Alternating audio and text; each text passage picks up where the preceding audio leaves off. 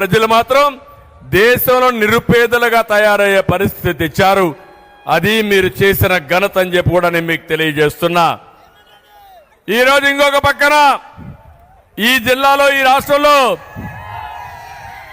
మంత్రులు ఉన్నారు. ఏం తమ్ముళ్ళు, ఎవడైనా ఒక్కడైనా సమర్థమైన మంత్రులు ఉన్నారా అని మిమ్మల్ని అడుగుతున్నా.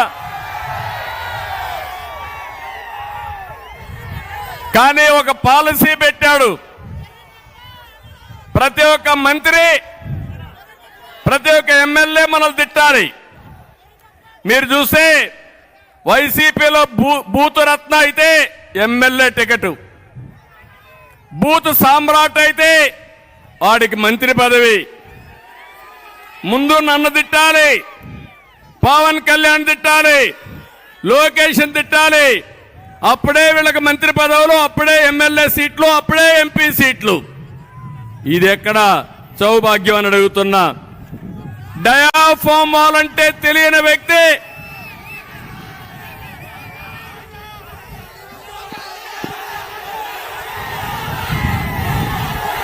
ఓకే, హుషారుగా ఉన్నారు మీరు. డయాఫామ్ వాల్ అంటే తెలియని వ్యక్తి ఇరిగేషన్ శాఖ మంత్రి, పెట్టుబడులంటే కోడిగుడ్డు అనే వ్యక్తి ఐటీ మంత్రి, ధాన్యానికి సంచులు ఇవ్వలేని మంత్రి పౌర సరఫరాల మంత్రి,